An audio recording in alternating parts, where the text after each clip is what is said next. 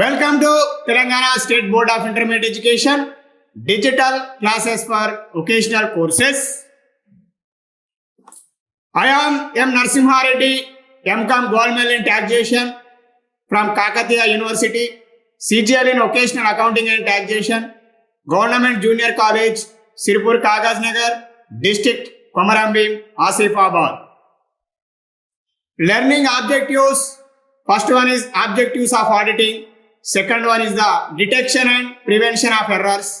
Third one is the different types of errors. Fourth one is the detection and prevention of fraud. అభ్యసనం చేయవలసిన విషయాలు. ఒకటవది auditing ఉద్దేశాలు. రెండవది దోషాలను కనిపెట్టుట మరియు వాటిని అరికట్టుట. వివిధ రకాల దోషాలు. నాలుగవది మోసాలను కనిపెట్టుట మరియు వాటిని అరికట్టుట. Auditing 2 unit 2 objectives of auditing part B digital class. Auditing 2 unit 2 auditing ఉద్దేశాలు పార్ట్ బి డిజిటల్ క్లాస్. గత పార్ట్ ఏ డిజిటల్ క్లాస్ నందు ఆడిటింగ్ యొక్క ప్రధాన ఉద్దేశాలు, లక్ష్యాల గురించి 3 ముఖ్యమైనటువంటి అంశాల గురించి తెలుసుకొని ఉన్నాం. అదేవిధంగా ఈ పార్ట్ బి డిజిటల్ క్లాస్ నందు ప్రధాన ఉద్దేశాలతో పాటు అనుబంధమైనటువంటి ఉద్దేశాల గురించి కూడా మనము తెలుసుకోబోతున్నాం. అందులో భాగంగా గత క్లాసులో 3 అంశాలకు సంబంధించినటువంటి అంశాలను తెలుసుకొని ఉన్నాం.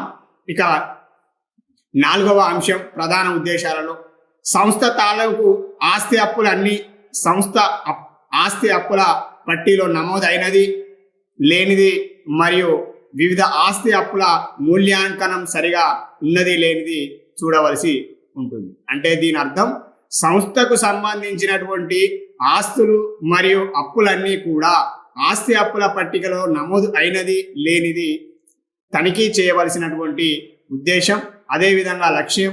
మరియు అదేవిధంగా ఆస్తి అప్పుల మూల్యాంకనం అంటే ఆస్తుల యొక్క విలువలు, అదేవిధంగా అప్పుల యొక్క విలువలు ఏవైతే ఉన్నాయో అవి యథార్థంగా ఉన్నది లేనిది కూడా తనిఖీ చేయవలసినటువంటి బాధ్యతను కలిగి ఉంటాడు ఆడిటర్. అందుచేతనే ప్రధాన ఉద్దేశాలు లేదా లక్ష్యాలలో దీనిని కూడా ఒక ముఖ్యమైనటువంటి అంశంగా చెప్పడం అనేది జరుగుతుంది. అదేవిధంగా 5వ అంశం పెట్టుబడి రాబడి వ్యయాల మధ్య కేటాయింపులు సరిగా ఉన్నది లేనిది చూడవలసినటువంటి అవసరం అనేది ఉంటుంది. అంటే పెట్టుబడి వ్యయాలను రాబడి వ్యయాలుగా చూపించడానికి అవకాశం కలదు, అదేవిధంగా రాబడి వ్యయాలను పెట్టుబడి వ్యయాలుగా చూపించడానికి కూడా అవకాశం కలదు. ఆ కారణం చేత రాబడి వ్యయాలను పెట్టుబడి వ్యయాలను సరిగా రాబడి వ్యయాలుగానే గుర్తించడం, అదేవిధంగా పెట్టుబడి వ్యయాలుగానే గుర్తించారా అనేటువంటి అంశాన్ని కూడా పరిశీలించవలసి ఉంటుంది. అదేవిధంగా రాబడి వసూళ్లకు అదేవిధంగా పెట్టుబడి వసూళ్లకు మధ్య గల కేటాయింపులు ఏవైనా కూడా మనము వాటిని కూడా రాబడి పెట్టుబడి వసూళ్లకు సంబంధించినటువంటి అంశాన్ని కూడా ఆడిటర్ క్షుణ్ణంగా పరిశీలించవలసి ఉంటుంది. అదేవిధంగా 6వ అంశం ప్రతి వ్యవహారం సంస్థ నియమావళికి అనువుగా జరిగినది లేనిది మరియు సరైన అధికారుల ఆమోదం పొందిన తర్వాతే జరిగిందన్న విషయాన్ని పరిశీలించవలసి ఉంటుంది. అంటే వ్యాపారంలో జరిగినటువంటి అనేక వ్యవహారాలకు సంబంధించినటువంటి పత్రరహిత సాక్ష్యంతో తనిఖీ చేస్తూ అదేవిధంగా ఆ వ్యవహారానికి సంబంధించినటువంటి విషయాన్ని సంబంధిత అధికారుల ఆమోదం పొందినది లేనిది అదేవిధంగా కూడా గమనించవలసి ఉంటుంది. అదేవిధంగా ప్రతి వ్యవహారం సంస్థ యొక్క నిబంధనలకు సంస్థ యొక్క నియమావళికి అనుగుణంగా జరిగినది లేనిది కూడా మనము ఆడిటారు తనిఖీ చేయవలసినటువంటి అవసరం అనేది ఉంటుంది. Main objectives 4th point confirm the existence and value of assets and to verify liabilities. అంటే verification of assets and liabilities by the auditor. 5th one is the as certain that proper distinction has been made between items of capital nature and those of a revenue nature, and that the amounts of various items of income and expenditure corresponding to the accounting period. Then 6th point is verify whether all the statutory requirements as regards the books of accounts that should be maintained as well as the form in the which the final accounts should be drawn up have been duly complied with. ఇక auditing యొక్క అనుబంధ లక్ష్యం విషయానికి వచ్చినట్టయితే అనుబంధ లక్ష్యాలు ఆడిటింగ్కు ప్రధాన లక్ష్యాలకు తోడుగా అనుబంధ లక్ష్యాలు కూడా కలవు. తిరిగి అనుబంధ లక్ష్యాలను 2 రకాలుగా వర్గీకరించడం అనేది జరిగింది. ఒకటవది వివిధ రకాల దోషాలను కనిపెట్టుట మరియు వాటిని అరికట్టుట. రెండవది వివిధ రకాల మోసాలను కనిపెట్టుట మరియు వాటిని అరికట్టుట.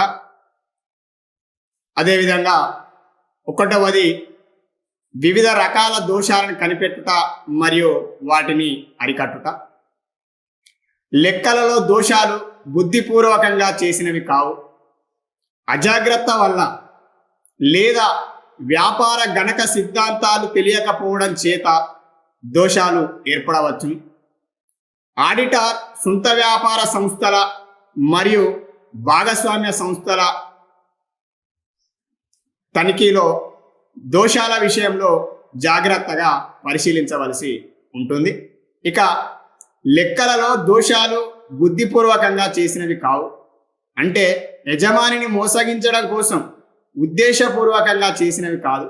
అందులో గణక శాస్త్రం వ్యాపార గణక శాస్త్ర సిద్ధాంతాలు తెలియకపోవడం చేత దోషాలు ఏర్పడవచ్చు. ఈ దోషాలు అనేది అనేక రకాలుగా ఉండవచ్చు. వాటన్నింటినీ కూడా మనము తెలుసుకోవలసినటువంటి అవసరం అనేది ఉంది. ఇక వివిధ రకాల దోషాలను కనిపెట్టుట మరియు వాటిని అరికట్టుట విషయంలో యజమానిని మోసగించేటువంటి ఉద్దేశంతో సిబ్బంది చేసే పొరపాట్లు కావివి. గణక శాస్త్ర సిద్ధాంతాలు తెలియకపోవడం వల్ల, కూడికలు తీసివేతల వల్ల లేదా పనిలో అజాగ్రత్త వల్ల ఏర్పడేటువంటి తప్పులను ఏవైతే ఉన్నాయో ఆ తప్పులను దోషాలు అంటాం. ఆ దోషాలు కూడా వివిధ రకాలుగా ఉండడం అనేది జరిగింది.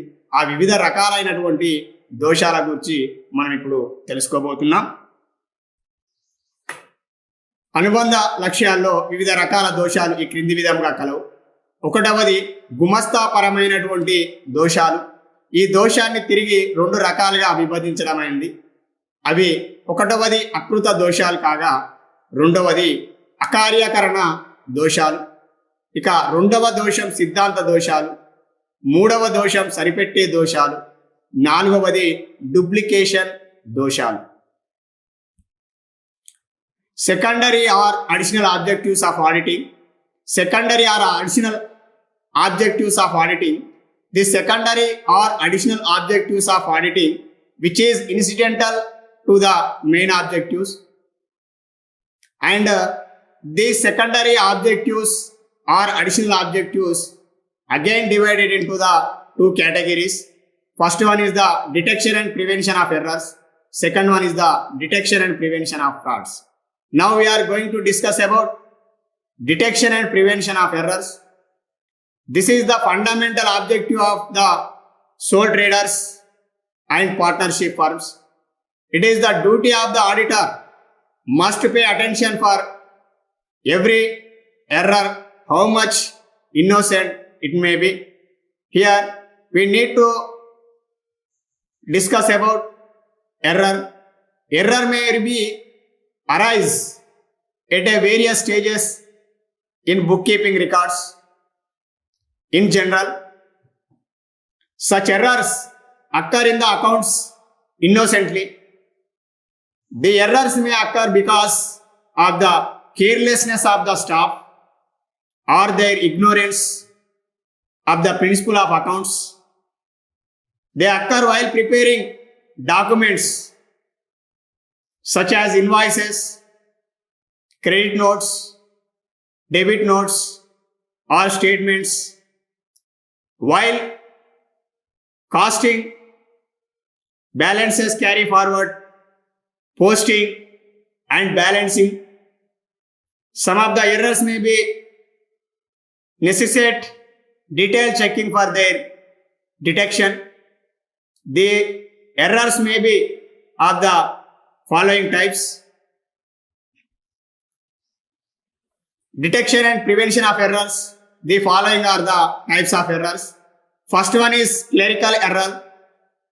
This error may again be subdivided into two categories.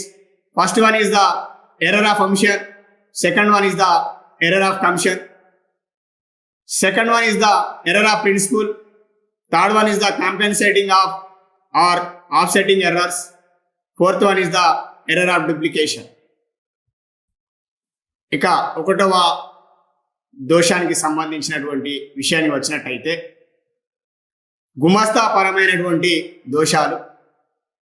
వ్యాపార వ్యవహారాలను ఖాతా పుస్తకాలలో పూర్తిగా కానీ లేదా పాక్షికంగా కానీ ఖాతా పుస్తకాలలో నమోదు చేయకపోవడం వల్ల మరియు అంకెను మొదట్లో సహాయక పుస్తకాలలో తప్పుగా నమోదు చేయుట, తప్పుగా కూడికలు, తప్పు తీసివేతలు మరియు తప్పుగా ఆవర్జాలు నమోదు చేయటం వలన ఏర్పడినటువంటి తప్పులను గుమస్తాపరమైనటువంటి దోషాలు అంటారు, క్లరికల్ ఎర్రర్స్ అంటారు.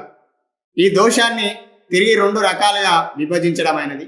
అవి ఒకటి అకృత దోషాలు మరియు అకార్యకరణ దోషాలుగా విభజించడం అనేది జరిగింది. అంటే వ్యాపార వ్యవహారాన్ని ఖాతా పుస్తకాలలో పూర్తిగా నమోదు చేయకపోవడం వల్ల కానీ లేదా జరిగినటువంటి వ్యవహారాన్ని పాక్షికంగా ఖాతా పుస్తకాలలో నమోదు చేయడం వల్ల కానీ లేదా అంకెను తప్పుగా రాయడం వల్ల కానీ లేదా కూడికలు తప్పుగా చేయడం వల్ల కానీ లేదా తీసివేతలు తప్పుగా చేయడం వల్ల కానీ లేదా తప్పుగా ఆవర్జ ఖాతాలో నమోదు చేయటం వల్ల కానీ లేదా తప్పుగా ఆవర్జ ఖాతాలను నిల్వను తేల్చడం వల్ల కానీ ఏర్పడినటువంటి తప్పులు ఏవైతే ఉన్నాయో ఆ తప్పులను మనం గుమస్తాపరమైనటువంటి తప్పులు అంటాం. ఈ తప్పులు అనేది వ్యాపారిని మోసం చేయడం కోసం కాకుండా, స్వార్థంతో కాకుండా, గణక శాస్త్ర సూత్రాలు తెలియకపోవడం వల్ల, గణక శాస్త్ర సిద్ధాంతాలు తెలియకపోవడం వల్ల, అదేవిధంగా పనిలో అజాగ్రత్త వల్ల ఏర్పడే అటువంటి ఈ దోషాలనే మనం గుమస్తాపరమైనటువంటి దోషాలు అంటాం. ఈ గుమస్తాపరమైనటువంటి దోషాలను తిరిగి రెండు రకాలుగా వర్గీకరించడం అనేది జరిగింది. అందులో అకృత దోషాలు మరియు అకార్యకరణ దోషాలుగా వర్గీకరించడం అనేది జరిగింది. వాటి గురించి మనము చర్చించినట్టయితే detection and prevention of errors, types of errors. First one is the clerical error. A clerical error may occur while entering the transactions in the journal or subsidiary books, or while making posting into the ledger, or while balancing ledger accounts, or while transferring the balances to the trial balance. అంటే ఇక్కడ clerical errors అనేది గుమాస్తా పరంగా జరిగేటువంటి తప్పులు. This is the clerical error. This error may be again be subdivided into two categories. First one is the error of omission and second one is the error of commission. ఇక గుమస్తాపరమైనటువంటి దోషాలలో మొదటిది అకృత దోషాలు. వ్యాపార వ్యవహారాలను ఖాతా పుస్తకాలలో పూర్తిగా కానీ లేదా పాక్షికంగా కానీ ఖాతా పుస్తకాలలో నమోదు చేయకపోవడం వల్ల ఏర్పడే దోషాలను అకృత దోషాలు అంటారు. అందులో ఒక వ్యవహారంను ఖాతా పుస్తకాలలో పూర్తిగా నమోదు చేయకున్నా ఆ దోషంను సంపూర్ణ అకృత దోషం అంటారు. ఒక వ్యవహారం ఖాతా పుస్తకాల్లో పాక్షికంగా నమోదు చేయకున్నా ఆ దోషంను పాక్షిక అకృత దోషం అంటారు. అంటే అకృత దోషాలు ఏవైతే ఉన్నాయో వ్యాపారాది ఖాతా పుస్తకాలలో వ్యాపారంలో జరిగినటువంటి వ్యవహారాలను ఖాతా పుస్తకములలో పూర్తిగా రాయకపోయినను అకృత దోషమే.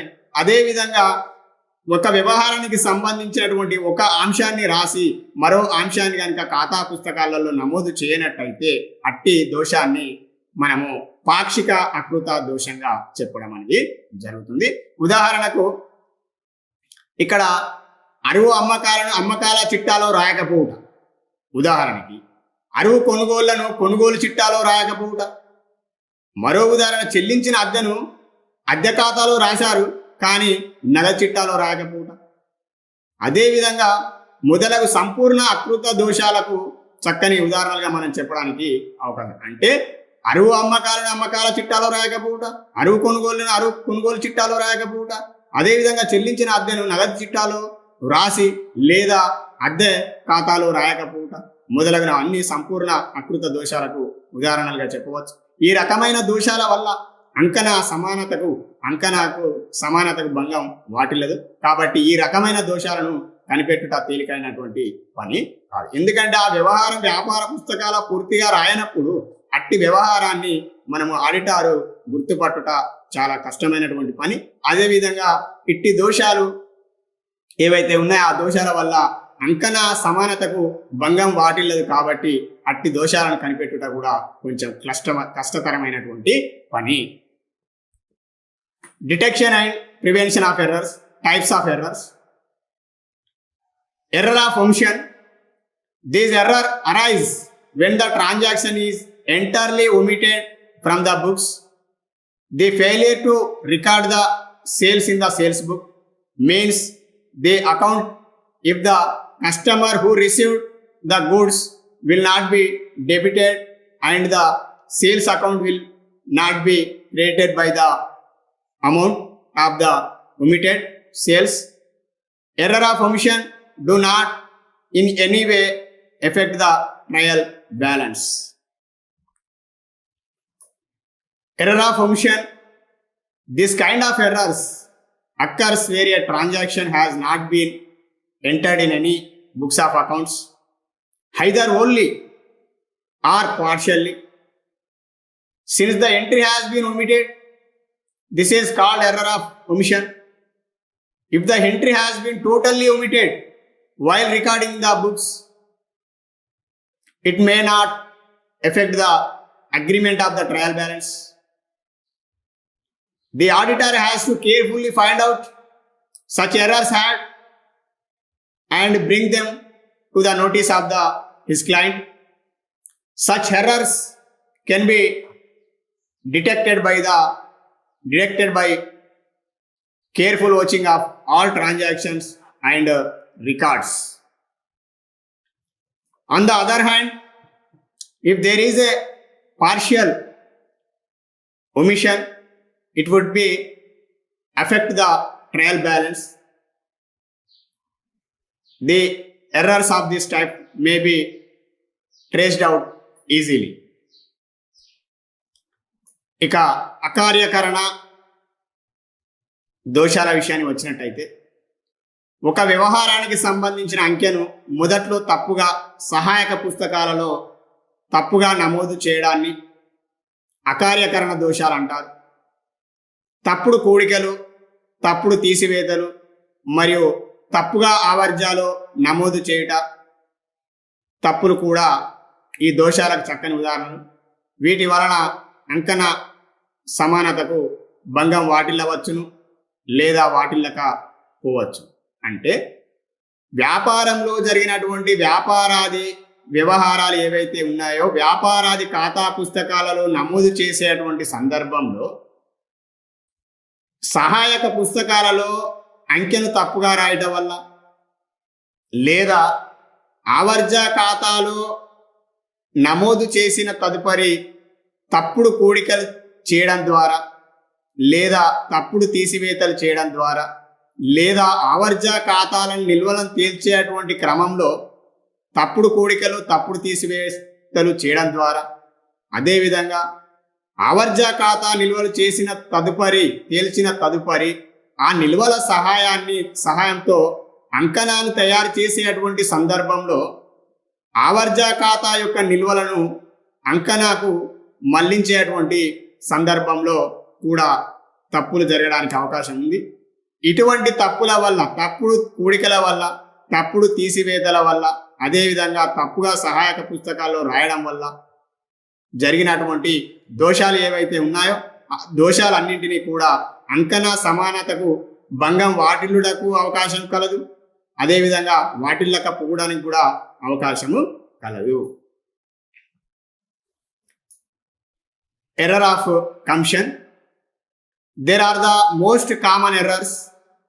These errors consist of wrong entries, wrong posting, additions, transfers, etc. The following are the example of such errors.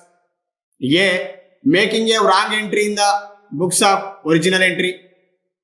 B. An item for which double entry is not completed. C. An item posted to the wrong side of an account. D. The same amount posted twice to an account. E. Error in taking out balances of ledger accounts. F. Error of commission may or may not affect the trial balance.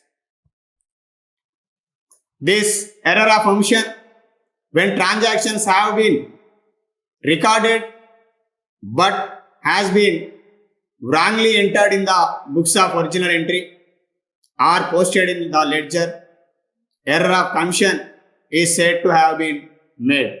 Some of the errors of commission will be detected by the non-agreement of the trial balance also. అదేవిధంగా రెండవది సిద్ధాంత దోషాలు. వ్యాపార గణక సిద్ధాంతాలకు భిన్నంగా పద్ధతులను రాయటం వలన ఏర్పడిన దోషాలను సిద్ధాంత దోషాలు అంటారు.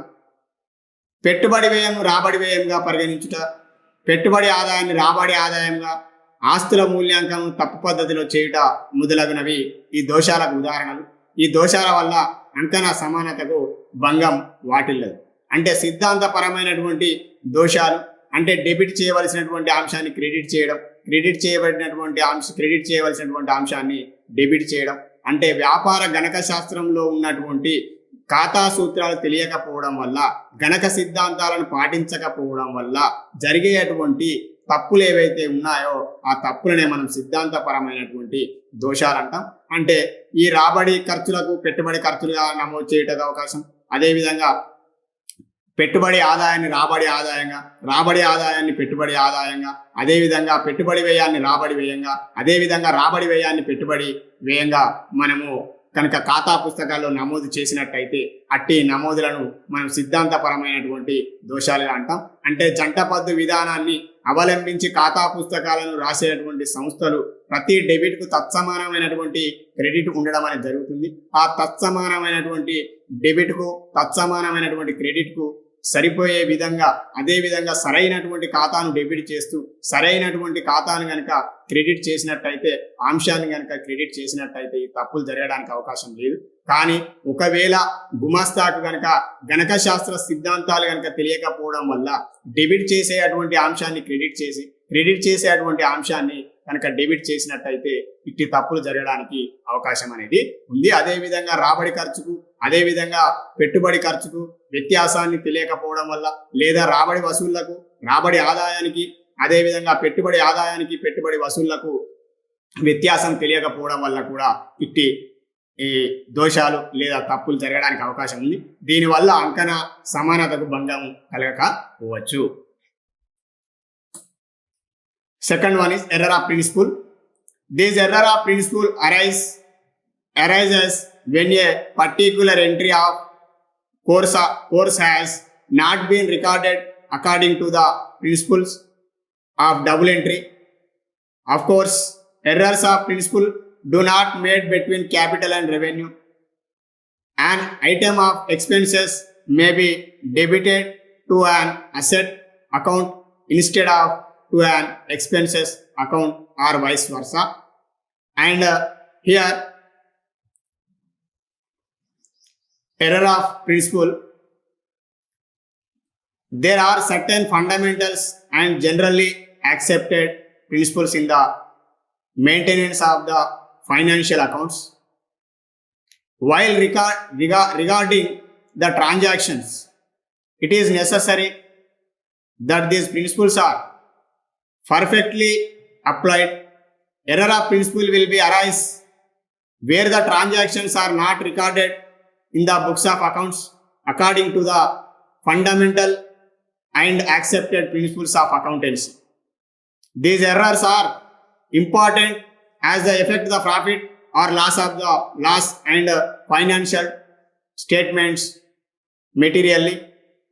Hence, the auditor must always be on the lookout for such errors and intelligent, careful and thorough checking only may be disclose them. సరిపెట్టే దోషాలు మూడవది, ఒక తప్పు వల్ల ఫలితం మరొక తప్పు వల్ల తుడిచిపెట్టుకుపోతే ఆ రెండు తప్పులను సరిపెట్టే దోషాలు అంటారు. ఉదాహరణకు, ఒక ఖాతాను ₹1000 ఎక్కువగా డెబిట్ చేయడం వలన ఏర్పడిన దోషంను వేరొక ఖాతాను అదే మొత్తంతో ఎక్కువ క్రెడిట్ చేయడం వలన ఏర్పడిన దోషంను తుడిచిపెట్టబడును.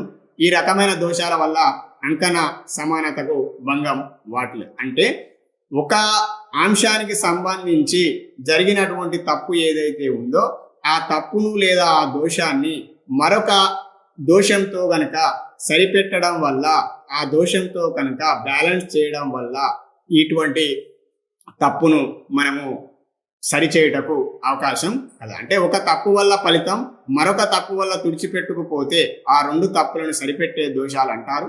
ఉదాహరణకు, ఒక ఖాతాను ₹1000 ఎక్కువగా debit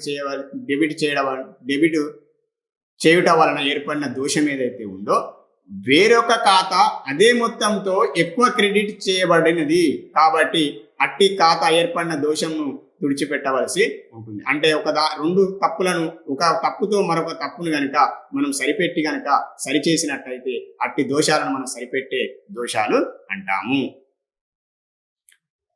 compensating error, when there are 2 or more errors which exactly counterbalance each other, they are referred to as compensating errors. They are also known as offsetting errors also. They are difficult to detect as the trial balance will still agree. For example, X account was credited by ₹200 instead of ₹1000. There was a sharp credit of ₹800 while Z account is debited by ₹200 instead of ₹1000. Both sides of the trial balance are equally affected at the same time. It may or may not affect the profit and loss account. Here, compensating errors. A compensating error is one which is counterbalanced by another error or errors. When an error takes place, it may affect the debit side of the credit side of the trial balance. In other words, when the effect of one error is nullified by another error, then it is called compensating error. Errors of this type of would not affect the trial balance, and this may be difficult to be traced by the auditor. నాలుగవది, duplication దోషాలు. ఒక వ్యవహారాన్ని 2 సార్లు సహాయ చిట్టాలు రాసి ఆవర్జాలో 2 సార్లు నమోదు చేయడం వల్ల ఏర్పడే దోషాలను డూప్లికేషన్ దోషాలు అందరూ. ఉదాహరణకు, ఒకే కొనుగోలు బిల్లును కొనుగోలు చిట్టాలో 2 సార్లు నమోదు చేయుట. ఈ దోషం వల్ల అంకణ సమానత దెబ్బ తినదు. అంటే అంకణ యొక్క సమానత్వానికి ఎటువంటి ఆటంకం అనేది ఏర్పడదు. అంటే ఒకే వ్యవహారాన్ని 2 సార్లు రాయడం వల్ల ఏర్పడేటువంటి దోషాలు ఏవైతే ఉన్నాయో ఆ దోషాలను మనము డూప్లికేషన్ దోషాలు అంట. అంటే ఒక కొనుగోలు బిల్లును 2 సార్లు కొనుగోలు పుస్తకంలో రాయడాన్ని, ఒకే బిల్లుతో 2 సార్లు కొనుగోలు పుస్తకంలో రాయడాన్ని ఏ విధంగా ఉందో దాన్ని మనం డూప్లికేషన్ దోషాలకు ఉదాహరణగా చెప్పుటకు అవకాశం కలదు. Error of duplication. Such errors arise when a transaction is entered twice in the books of original entry and posted twice to the concerned ledger accounts. This may be either due to failure on the post of recording clerks to distinctly mark the invoices and other vouchers after these have been entered in the books of original entry. It is difficult to detect such errors as they will not affect the trial balance. Watching should be done very carefully to detect such errors. Thank you.